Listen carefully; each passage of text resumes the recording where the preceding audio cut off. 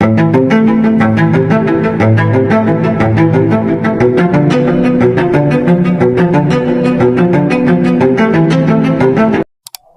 əziz şagirdlər, kanalımıza xoş gəlmisiniz. Mən Elşad müəllim. Bugün sizə ağırlıq qüvvəsi ümumdünya cazibə qanunu mövzusunun ikinci hissəsini izah edəcəm.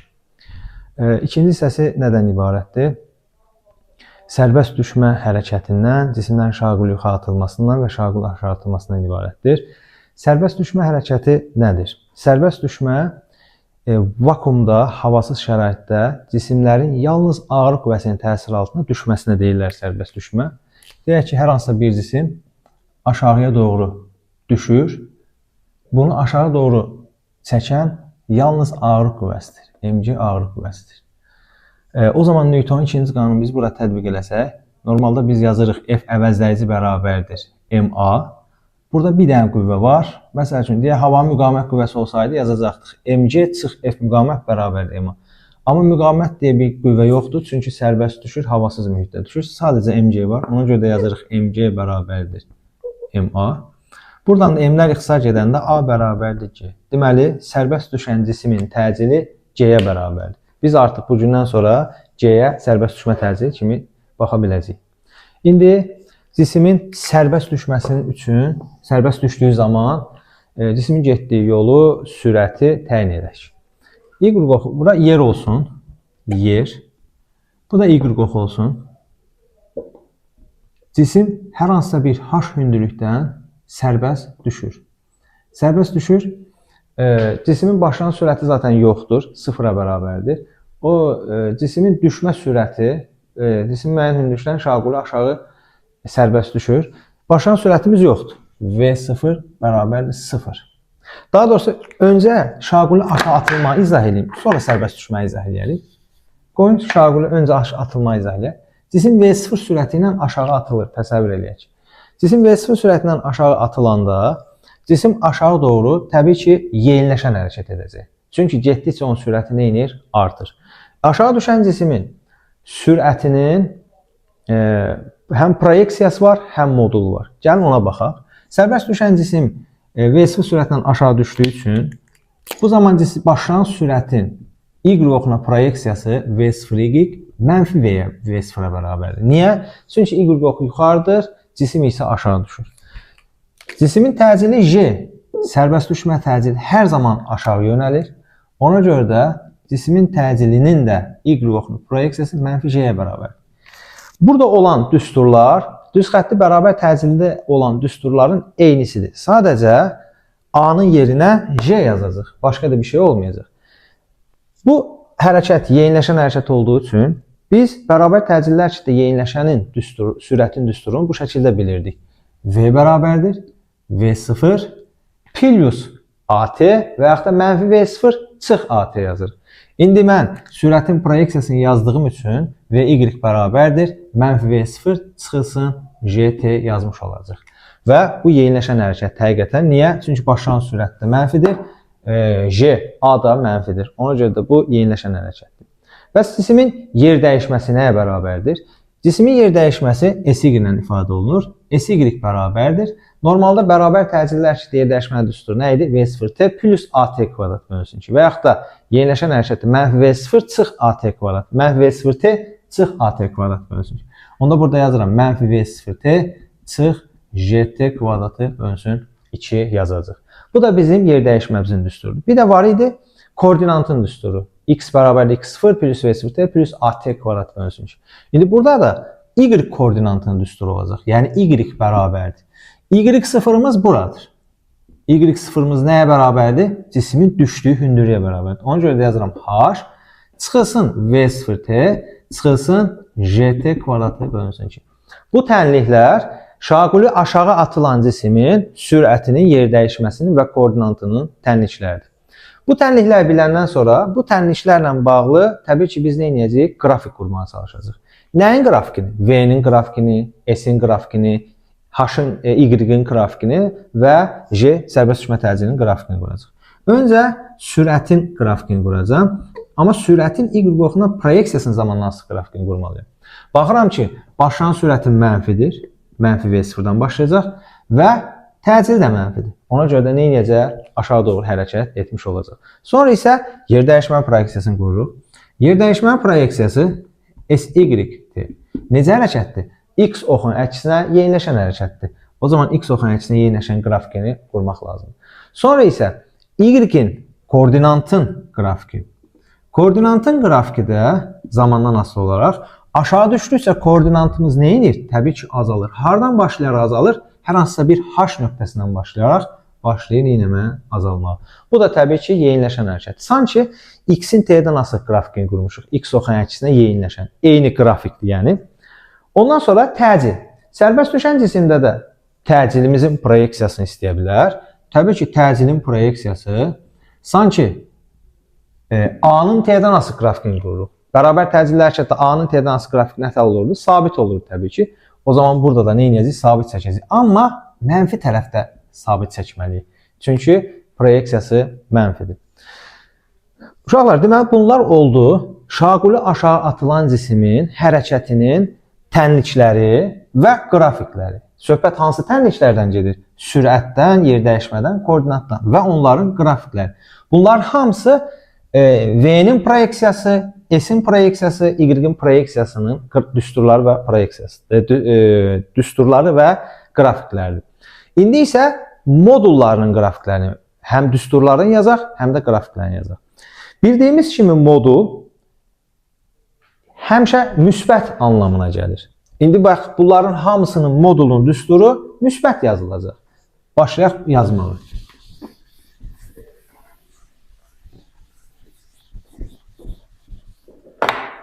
Modul yazıram. Sürətin modulu V bərabərdir. V0 plus GT olacaq. Yəni, yenə yeniləşən hərəkət olmalıdır. V0 müsbət, A-mız müsbət, yenə də yeniləşən. S-in düsturu S bərabərdir. V0T plus GT kvadrat bölünsün 2 olacaq. Bir də Y-in düsturu var idi. Cisim yerə düşəndə Y olaraq yer dəyişmədir zaten. Biz burada S yox, H da yaza bilərik düsturu. H-ın düsturu, yəni düşmə hündürlüyü. H bərabərdir. V0T plus GT kvadrat bölünsün 2 yaza bilərik. Bu düsturlarda sürətin yer dəyişmənin modullarının düsturlardır və indi olan qrafiklərini çəkirik. Sürətin qrafiki VT qrafiki V0-dan başlayaraq nə edir? Təbii ki, yuxarı qalxır. H-ın və yaxud da S-in qrafiki təbii ki, nə olacaq? S deyək, H deyək, fərqi yoxdur. Kvadratik olacaq. Bir də təbii ki, bizdən təcilin qrafikini soruşa bilər. Təcil də yenə də sabitdir. Təcil dediyimiz söhbət sərbəst düşmə təcilindən gedir. Zamandan asılı deyil. Sadəcə bu səfər modul dediyi üçün müsbəti götürür. Bu oldu bizim şaquli aşağı atılmış cismin modulunun və proyeksiyasının düsturları və qrafikləri. İndi keçirik ikinci hissəyə. Bu arada uşaqlar, 2 dənə də əlavə mən sizə düstur deyəcəm. O düsturlardan da məsələ həllində istifadə olunacaq. Məsəl üçün, nədir düsturumuz? H-ın belə bir düstur var. H bərabərdir. V kvadrat çıx, V0 kvadrat bölünsün 2J deyə bir düstur var. Məsələn, biz buradan da cismin düşmə hündürlüyünü tapa bilərik. Birdən bizə soruşa bilər ki, cisim mən 5 metr bölü saniyə sürətlə artmışam, yerə də 20 ilə dəyib. Hansı hündürlükdən düşür? Təbii ki, bu düsturu biz tətbiq edərək yaza bilərik istəsək. Buradan da təbii ki, bizdən də görürüz V-ni soruşa bilirlər. Buradan da V-ni biz tapanda V bərabərdir. V0 kvadratı üstəgəl 2GH şəklində də yaza bilərik. Davam eləyək. Şagirdlər, indi isə cisim müəyyən hündürlükdən sərbəst düşür. Sərbəst düşən cismin də düşdüyü sürət var, düşdüyü hündürlük var. Onların həm modulları var, həm də proyeksiyaları var. Öncəliklə onların proyeksiyasının tənliyini yazıram və qrafikini çəkəcəm. Proyeksiya deyəndə cisim aşağı düşdüyü üçün onun proyeksiyası, Y-oxun proyeksiyası mənfi olacaq. Hərəkət aşağıdır, Y-oxu yuxarıdır. Proyeksiya mənfi olacaq. O zaman sürətin proyeksiyası və Y bərabərdir, mənfi GT. Bayaqki düsturdan fərqli olaraq, bayaqki düsturda V0 var idi. Amma bu düsturda V0 yoxdur. Niyə yoxdur? Çünki cisim sərbəst düşür. Sərbəst düşən cismin başlanğıc sürəti 0 olan şeydir. Sonra H-ın düsturu. H bərabərdir. Normalda V0 T çıx GT kvadrat bölünsün 2. Amma V0 yoxdur. Nə yazırıq? J T kvadrat bölünsün 2. Daha doğrusu H yazmayaq istəyirsə bura SY yazaq. Yəni SY də yaza bilərik, H da yaza bilərik, fərqi yoxdur. Bir də Y proyeksiyasının düsturu. H çıxılsın, JT kvadratı bölünsün 2 yaza bilər. Bunlar sərbəst düşən cismin sürəti, yer dəyişməsi və Y koordinatının düsturlarıdır. Koordinatın düsturları yazandan sonra təbii ki, biz bunun qrafiklərini qurmalıyıq. Öncə sürətin qrafikini qururuq. Sürətin proyeksiyasının zamandan asılı qrafiki. Koordinat başlanğıcından başlayaraq yeniləşən hərəkət edir. Sonra yer dəyişmənin proyeksiyasının zamandan asılı qrafiki. Proyeksiyası zamanı o da yeniləşən hərəkət edir. Aşağı doğru yeniləşən hərəkət edir. Sonra isə yenə də Y koordinatının qrafikini seçə bilərik. Y koordinatı da zamana görə hər hansısa bir H hündürlükdən başlayır və yeniləşən hərəkət edir. Bir də təbii ki, yenə də təcilin proyeksiyasını qura bilərik. Təcilin zamandan asılı qrafiki, təcilin proyeksiyasının zamandan asılı qrafiki yenə də mənfi tərəfdə götürəcəyik. Bu oldu sərbəst düşən cismin sürətinin, yer dəyişməsinin, koordinatının tənlikləri və qrafikləri. İndi isə biz proyeksiyasının qrafiklərini quracaq və tənliklərini yazacaq. Proyeksiya nədir? Daha doğrusu proyeksiyanı qurmuşuq, indi isə modulunu quracaq. Üzrü sayın. Proyeksiya, bunlar hamısı proyeksiyanın düsturları və qrafikləridir. İndi isə modulunun düstur və qrafiklərini quracaq. Sürətin modulu V bərabərdir, təbii ki, JT-dir. Yer dəyişmənin modulu buradan S bərabərdir, JT kvadrat bölünsün 2 yaza bilər. Ya da H bərabərdir, JT kvadrat bölünsün 2 yaza bilər. Burada H sərbəst düşən cismin düşdüyü hündürlükdür. Buradan biz T-ni tapsaq, T bərabərdir, kök altda 2H bölü J olmuş olacaq. H sərbəst düşən cismin düşdüyü hündürlükdür. T isə sərbəst düşən cismin düşmə müddətinin düsturudur. Proyeksiyanı qurandan sonra modulu yazdıq. İndi isə modulun qrafiklərini qurmalıyıq. Yəni V-nin T-dən asılı qrafikini qurmalıyıq. Təbii ki, V T-dən düz asıldır. Sonra H-ın T-dən asılı qrafikini qurmalıyıq. Təbii ki, H T-dən kvadratik şəkildə asılıdır. Sonra bizdən soruşa bilər ki, zaman H-dan necə asılıdır? Təbii ki, zamanın da H-dan asılı qrafikini biz bu şəkildə nə edə bilərik, qura bilərik. Əlavə olaraq uşaqlar, burada H-ın digər düsturları var.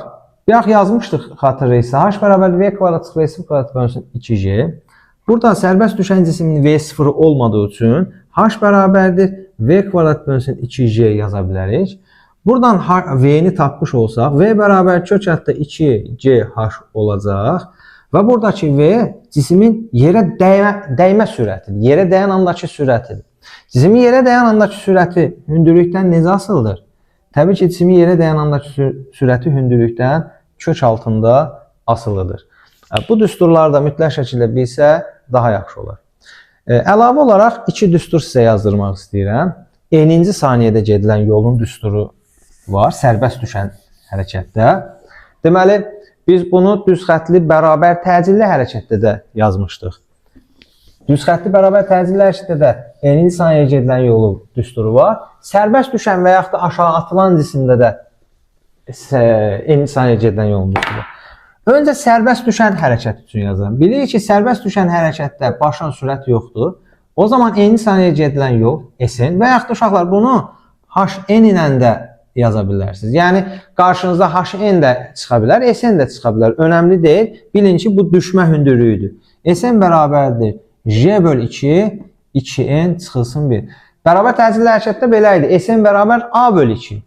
Amma başlanğıc sürət sıfırdan fərqlidirsə, başlanğıc sürətlə atılıbsa, o zaman n-ci saniyədə gedilən yolun düsturu Sn bərabərdir V0 plus J böl 2, 2n çıx 1.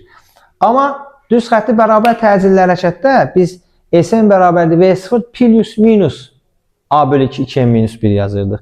Bəs burada niyə plus minus olmadı? Çünki orada bərabər təcilli hərəkətdə həm cisim yeniləşən hərəkət ola bilər, həm yavaşan hərəkət edə bilər. Yeniləşən hərəkətdə plus yazırdıq, yavaşan hərəkətdə minus yazırdıq. Amma şaquli aşağı atılan cisim isə ancaq yeniləşən hərəkət edir. Ona görə də orada minus yazmaya ehtiyac yoxdur. Deməli, bu düsturlar sərbəst düşən cisimin n-ci saniyədə getdiyi yolun düsturudur. Bu düsturda şaquli aşağı atılan cismin n-ci saniyədə getdiyi yolun düsturudur. N-ci saniyə nə deməkdir uşaqlar? Yəni 5-ci saniyədə, 6-cı saniyədə. Bilirik ki, 5 saniyə ilə 5-ci saniyə eyni deyil. 5 saniyə ümumi yolu nəzərdə tutur. Deyək, cisim hərəkətə başlayır, 5 saniyə sonra nə qədər yol getdi? 0-dan 5 saniyə arasında qalan yoldan söhbət gedir. Amma 5-ci saniyə isə son 1 saniyədən söhbət gedir. Əslində bu düsturu biz unutsaq, bilməsək hansı düsturla yazırıq, imtahanı unutsaq, onda nə edəcəksiniz? Bilirik də yer dəyişməli düsturu var. AT kvadratı bölünsün 2 və yaxud da V0T plus AT kvadratı bölünsün 2. Onda biz o düsturu tətbiq eləyərək öncə 5 saniyədə gedilən yolu tapacağıq, sonra 4 saniyədə gedilən yolu tapırıq, ondan sonra 5 saniyə gedilən yoldan 4 saniyə gedilən yolu nə edirik? Çıxırıq və n-ci saniyədə gedilən yolu tapmış oluruq. Şagirdlər, indi isə başlanğıc sürəti ilə şaquli yuxarı atılan cismin hərəkətinə baxacağıq. Deməli, cisim yer səthindən müəyyən V0 başlanğıc sürəti ilə şaquli yuxarı atılır. Bildiyimiz kimi yuxarı qalxdıqca onun sürəti azalır, azalır, azalır. Sürət azalırsa deməli cisim yavaşlayır, yavaşdan hərəkət edir. Ən təpə nöqtədə maksimal qalxma nöqtəsində bir anlıq dayanır. Dayandığı üçün son sürət 0 olur. Sonra təzədən sükunət vəziyyətindən sanki geri qayıdır. Yəni yeyinləşən hərəkət edir, gəlir yerə çatır. Burada iki hərəkət var əslində. Bir şaquli yuxarı atılan hərəkət var, bura qədər olan hərəkət, maksimal qalxma nöqtəsinə qədər olan hərəkət. Bir də buradan geri qayıtma hərəkət var, o da sərbəst düşmə hərəkətidir. Şaquli yuxarı atılan cisim yavaşlayan hərəkət edir, öncə, sonra təzədən yeyinləşən hərəkət edir. Burada da bizə lazımdır ki, sürətin düsturu, bir də təbii ki, yer dəyişmənin düsturu lazımdır, bir də koordinatın düsturu lazımdır. Deməli, şaquli yuxarı atılan cismin yavaşlayan hərəkət olduğu üçün onun sürətinin düsturu V bərabərdir. V0 çıxılsın GT-dir. Yer dəyişməsinin düsturu S bərabərdir. V0 T çıx GT kvadrat bölünsün 2-dir. Yəni ki, uşaqlar, yer dəyişmə burada S H da deyə bilərik biz bu yer dəyişmə. Yəni yuxarı qalxma hündürlüyü. İstəsəz bunu S yox elə H deyək. Şaquli yuxarı atılan cisimin müəyyən zaman sonraki hündürlüyünü düstur. Məsəl üçün, cisim şaquli yuxarı atılır 10 metr bölü saniyə sürətindən, deyir 2 saniyə sonra hündürlüyünü tap. 2 saniyə sonra buradadır məsəl üçün. Hündürlüyü bu düsturla tapacaqsan. Və yaxud da deyir ki, 2 saniyə sonraki sürətini tap. Bu düsturdan istifadə edib tapacaqsınız. Bir də təbii ki, bizdə koordinat var. Elə koordinatı da, Y koordinatı bu şəkildə tapmaq olar. İndi bunların qrafiklərini qurmamız lazım. Burada da qrafik uşaqlar iki formada olur. Həm proyeksiyasının qrafiki var, həm də modulun qrafiki var. Proyeksiyasının qrafikini qurmaq istəyəndə öncə V-nin qrafikini quram. Yəni V-Y-in terminası qrafik. Cisim şaquli yuxarı atılıb, Y-qoxunu yuxarı göstərəcəm. Atılan anda onun sürəti proyeksiyası zaten müsbətdir. Müsbətdən başlayır V0-da. Getdikcə sürət azalır, azalır, azalır və nəhayət sürət 0 olur. Sonra təzədən geri qayıdır. Burada cisim geri qaydanda sürətin Y-qoxuna proyeksiyası mənfidir. Ondan sonra qrafiki biz məcburuq ki, aşağıdan çəkək. Mənfi V olaraq yaza bilərik. Cisimin sürəti nə vaxt 0 oldu? Maksimal qalxma nöqtəsində. Onda biz burada sürətin 0 olduğu nöqtəyə zaman oxunun üzərində T qalxma yazmalıyıq. Yəni qalxma müddəti. Bəs bura nə yazmalıyıq? T uçuş müddəti. Burada cismin qalxma müddəti və uçuş müddəti var. Onu da indi birazdan çıxardacağım. Bəs yaxşı, sürətin modulun zamanla asılı qrafikini istəsə biz nə edəcəyik? Təbii ki, modul müsbət olur. Sürətin modul həmişə müsbət olur. Deməli, yenə də cisim başlanan sürətlə atılır. Atılır, atılır, ən təpə nöqtədə dayanır. Bura yenə T qalxma yazırıq. Sonra təzədən yeyinləşən hərəkət edirik. Və bu da bizim sürətimizin modulunun zamandan asılı qrafik olmuş olacaq. Hündürlüyün də qrafikini qura bilərik. Deyək ki, Y koordinatının qrafikini qura bilərik. Y koordinatının qrafikini bu şəkildə quracaq. Cisim şaquli yuxarı atılır, maksimal hündürlüyə qalxır. Bu nöqtə olur cismin maksimal qalxma hündürlüyü. Neçə saniyə T qalxma bilmirik neçə saniyə. Sonra təzədən geri qayıdır. T uçuş da buna deyə bilərik. Bax, bu da onun koordinatının və yaxud da eləcə buna biz H-ın da qrafiki göstərə bilərik. Yəni, H-ın da T-dən asılı qrafiki bu şəkildə göstərilir. İndi uşaqlar, mən sizə cismin, Şaquli adlanan cismin qalxma müddəti və uçuş müddətinin düsturlarını çıxardacağım. Qalxma müddəti, uçuş müddəti və maksimal qalxma hündürlüyünün düsturlarını çıxardacağım. Düsturları hazır yazmaq istəmirəm, istəyirəm ki, belə çıxarılışını göstərim sizə.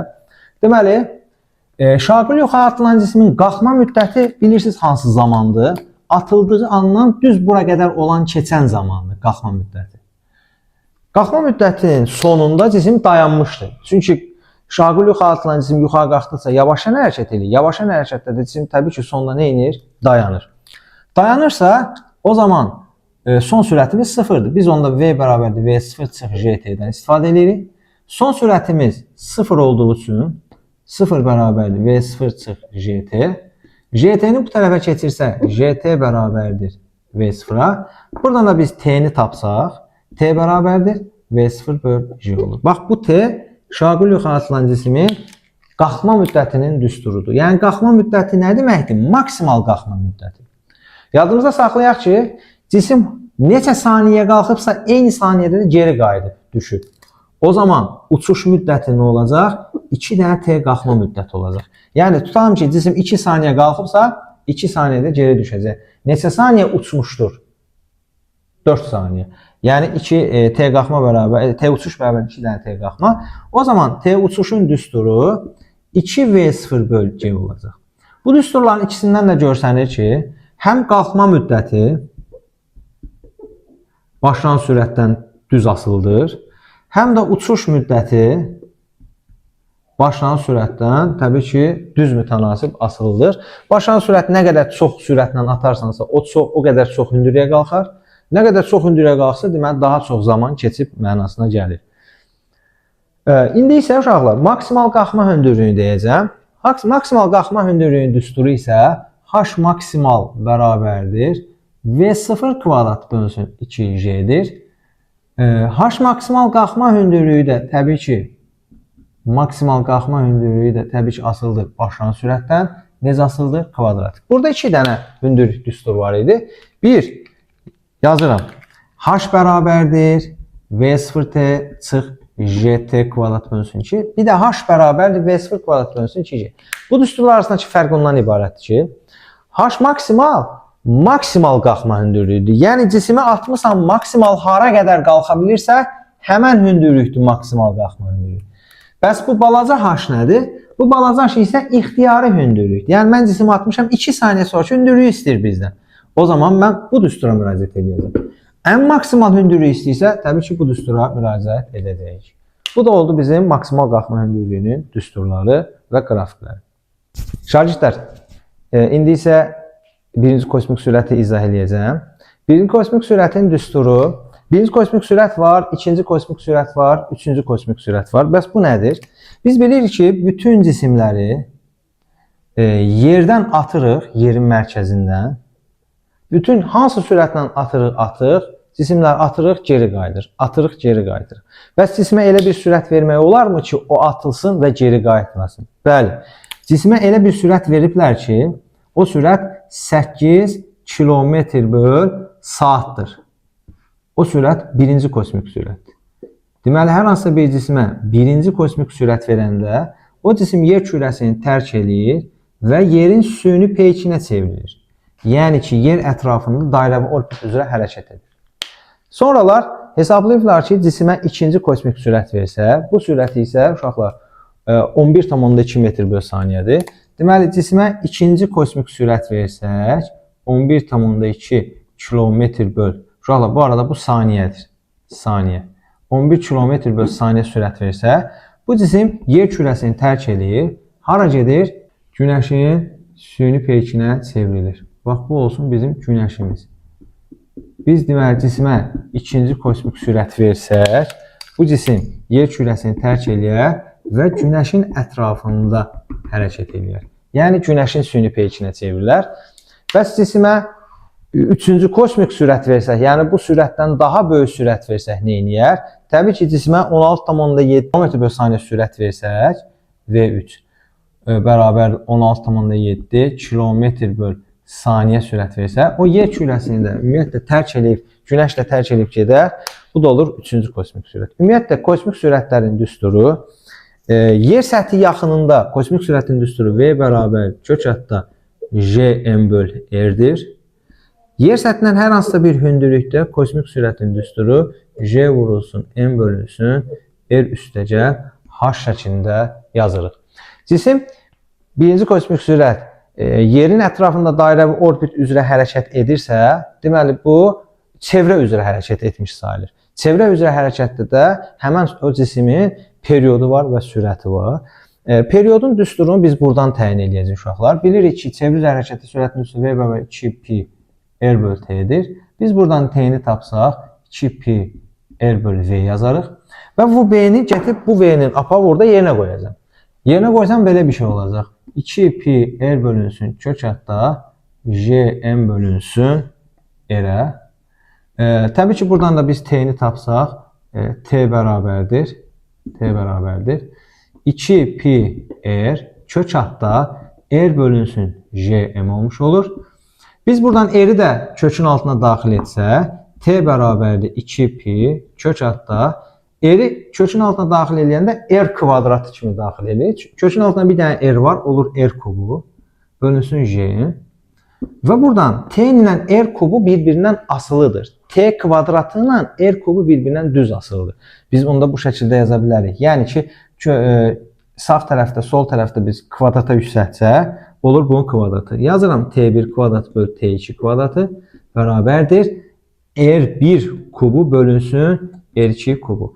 Periodun kvadratı radiusun kubu ilə düz mütənasib asıldır. Bu düsturda bizim qarşımıza belə deyə çıxa bilər hardasın. Bugünkü dərsimiz bu qədər. Bununla da dərsimizi yekunlaşdırırıq. İnşallah növbəti dərsləri, növbəti videolarda çəkərik. Siz də izləyərsiniz. Hər birinizə uğurlar arzulayırıq.